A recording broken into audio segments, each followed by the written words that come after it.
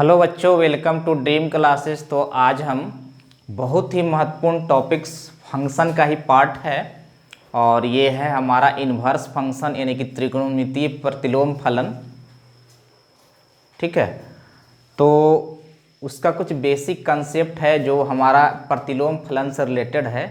तो सबसे पहले हम इन्वर्स फंक्शन के बारे में जानेंगे।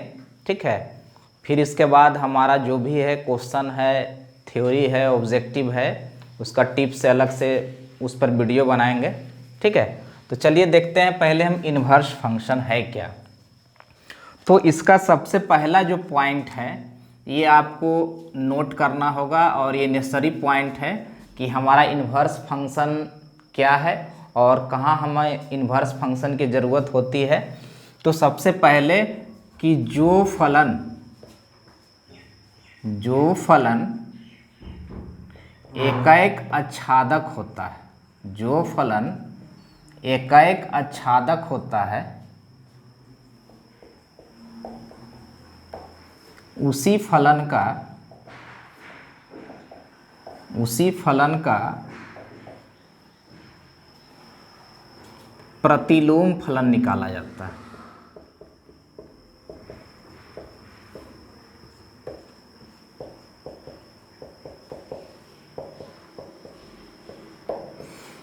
सबसे मेन पॉइंट यही है और चूंकि इस पर हमारे एग्जामिनेशन में ऑब्जेक्टिव क्वेश्चन आ भी चुका है। जैसे सपोज दैट हमारा F maps S to S है, ठीक है, और एस बराबर दिया हुआ है 1 2 3, ठीक, और हमारा फंक्शन जो है ये दिया है 1 से 1, 2 से 2, 3 से 3 और ये 4 से 4, 3 से 3 तक ही रहेगा। दूसरा फंक्शन जो दिया हुआ है ये हमारा 1 से 1 है, 2 से 1 है और ये 3 से 1 है, ठीक।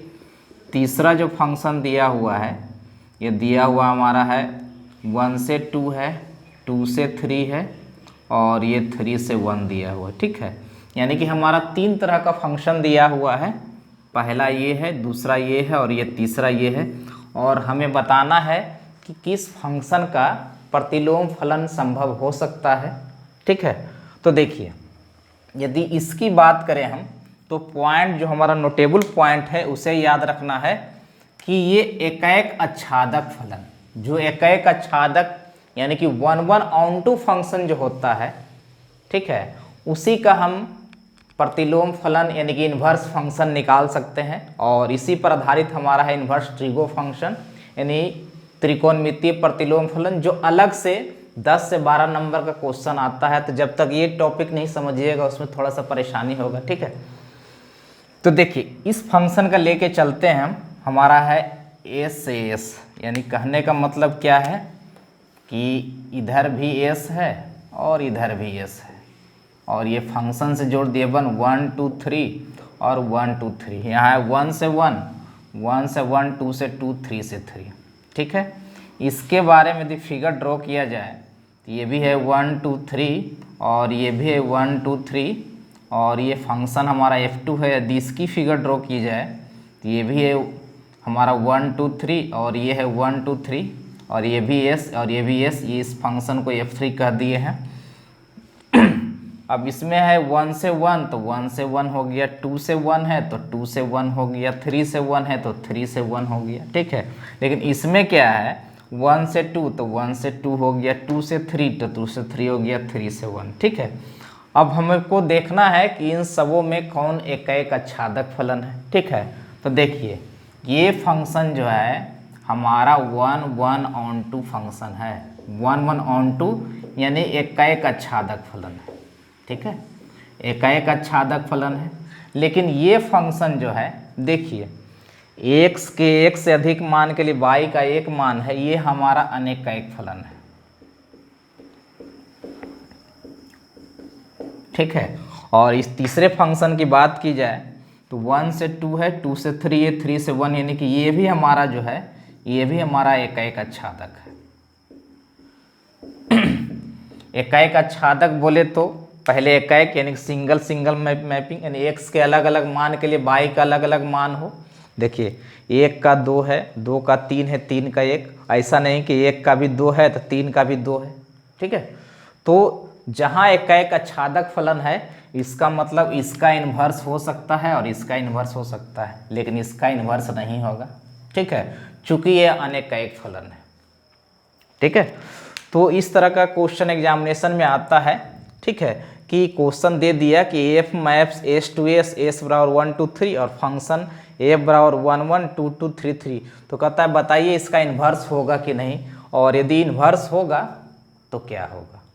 ठीक है, तो पहला ये हमें जानना जरूरी है कि कौन सा फलन का प्रतिलोम फलन निकाला जाता है। तो ये पॉइंट आउट करना जरूरी है कि एक आच्छादक फलन जो होता है उसी का प्रतिलोम फलन होता है, और जो प्रतिलोम फलन होता है वह भी एक आच्छादक फंक्शन होता है।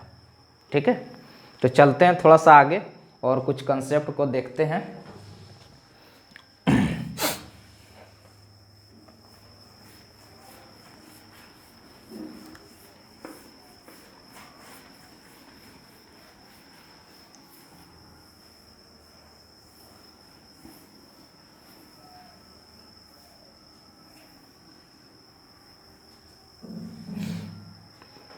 दूसरा हमारा क्या कंसेप्ट है।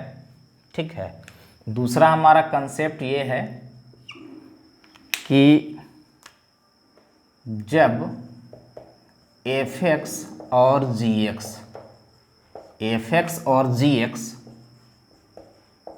दो फलन इस प्रकार परिभाषित है, इस प्रकार परिभाषित है कि फॉग इज इक्वल टू भी एक्स और गॉफ इज इक्वल टू भी एक्स, यानी कि एफ ऑफ जी एक्स।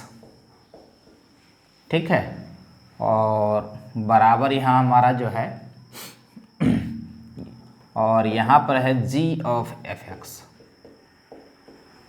ठीक है, दोनों का मतलब यदि फॉग बराबर एक्स हो जाए, गॉफ बराबर एक्स हो जाए, तो यहाँ पर क्या है ना कि एफ और जी जो होता है एक दूसरे का प्रतिलोम फलन होता है, एक दूसरे का प्रतिलोम फलन होता है।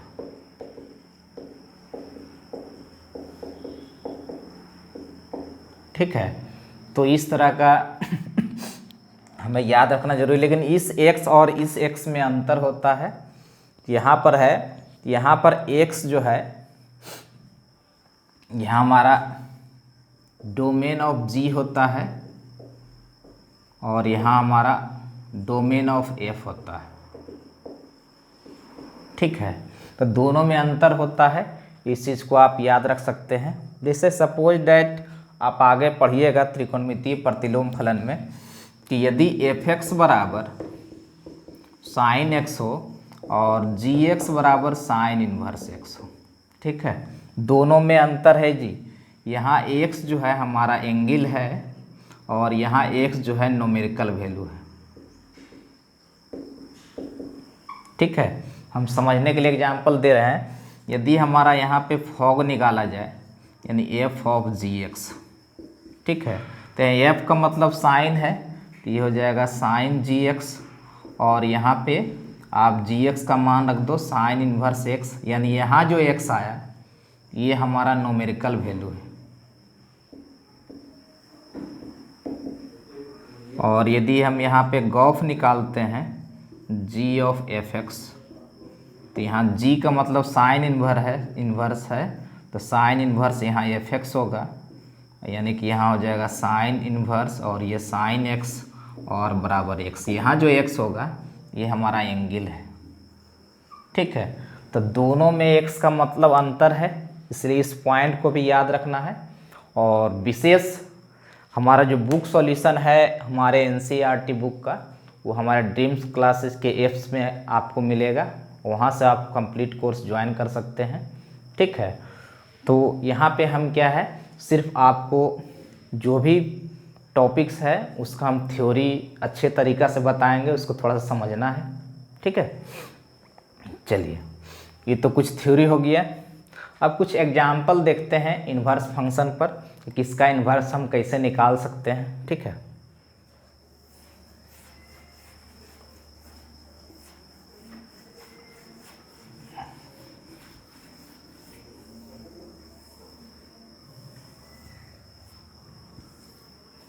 जैसे कुछ क्वेश्चन हम सिलेक्ट करते हैं, आपका एक दो एग्जाम्पल देखते हैं। ठीक है, इन्वर्स का ही है। जैसे कि हमारे एग्जामिनेशन में आया हुआ प्रश्न है, इस तरह का क्वेश्चन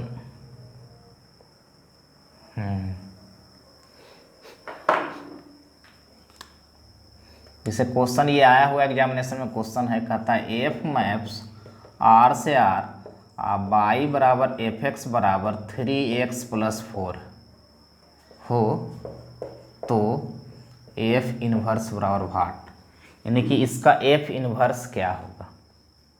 ठीक है, तो सब एग्जाम्पल से क्लियर हो सकता है। तो ये हमारा जो फंक्शन दिया हुआ है ना, ये हमारा एक आच्छादक फलन है। ठीक है, और एक आच्छादक फलन है तो ऑब्वियसली इसका एफ इन्वर्स होगा। इसका क्या होगा, एफ इन्वर्स होगा। और वो हम कैसे निकालेंगे, तो सबसे पहले हम बाई बराबर 3x + 4, x का मान बाई के पद में निकाल लेंगे, यानी कि 3x बराबर बाई - 4, x बराबर बाई - 4/3। अब चूंकि यहाँ है ना, ये x हमारा हो गया आश्रित और यहाँ y जो हो गया ये हमारा हो गया स्वतंत्र। ठीक है, जो फंक्शन को डिफाइन नहीं करेगा तब हम क्या करेंगे कि इस x को रिप्लेस करेंगे, हम रिप्लेस y और y जो है वो रिप्लेस x। ठीक है, यानी y बराबर जो हो जाएगा x - 4/3। अब यहाँ पे y जो हो गया हमारा हो गया आश्रित और यहाँ x जो हो गया हमारा हो गया स्वतंत्र। तो ये नया फंक्शन बन गया, इसी को हम कहते हैं एफ इन्वर्स x बराबर x - 4/3। ठीक है, यानी कि इसका प्रतिलोम ये होगा और इसका प्रतिलोम ये होगा।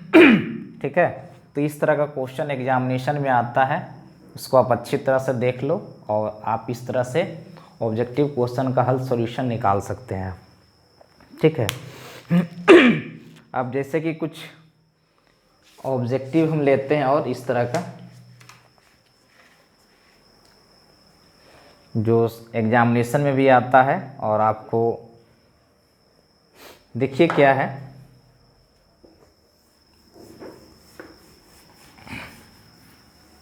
तो अगले प्रश्न की ओर मूव करते हैं।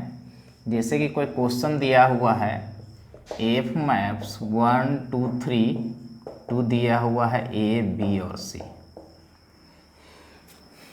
ठीक है, और दिया हुआ है एफ बराबर 1a और क्या दिया हुआ है 2b और क्या दिया हुआ है 3 और c, और हमें कह दिया जाए कि एफ इन्वर्स निकालिए। ठीक है, तो सबसे पहले इस फंक्शन को समझते हैं कि एक आच्छादक है कि नहीं। तो यहाँ हो गया हमारा 1 2 3 और ये हो गया ए बी और सी, ये हमारा एफ हो गया, 1 से ए 2 से बी 3 से सी। ठीक है, तो देखिए इसका रेंज हो गया ए बी सी और इसका कोडोमेन हो गया ए बी सी, यानी कि आच्छादक हो गया, सिंगल मैपिंग है। अब इसका इन्वर्स निकालने का मतलब इमेज होता है। इन्वर्स निकालने का मतलब क्या होता है, इमेज होता है। ठीक है, यानी कि ए बी और सी, और ये हो गया 1 2 और 3, यहाँ ये एफ इन्वर्स हो जाएगा। यहाँ ए से 1 बी से 2 सी से 3 हो गया। ठीक है, यानी कि यहाँ एफ इन्वर्स बराबर हम लिख सकते हैं ए से 1 बी से 2 और ये हो गया सी से 3। ठीक है, तो यहाँ पर हमने क्या देखा कि एफ का रेंज जो होता है तो एफ इन्वर्स के डोमेन के बराबर होता है। ठीक है, और एफ का जो डोमेन होता है वह एफ इनवर्स का रेंज के बराबर होता है।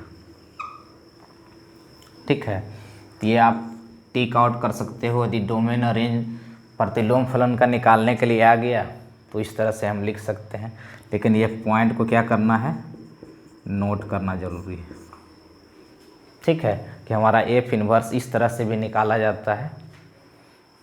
तो इस तरह के प्रश्नों में, और फिर यदि इसका इन्वर्स निकालिएगा तो फिर से ही आ जाएगा। ठीक है, इसलिए एक पॉइंट और नोट कर सकते हैं कि एफ इन्वर्स का इन्वर्स जो होगा वो हमारा एफ के बराबर होता है। ठीक है, ऑब्जेक्टिव क्वेश्चन वगैरह में दे सकता है, इसलिए इसको भी आप नोट कर सकते हैं।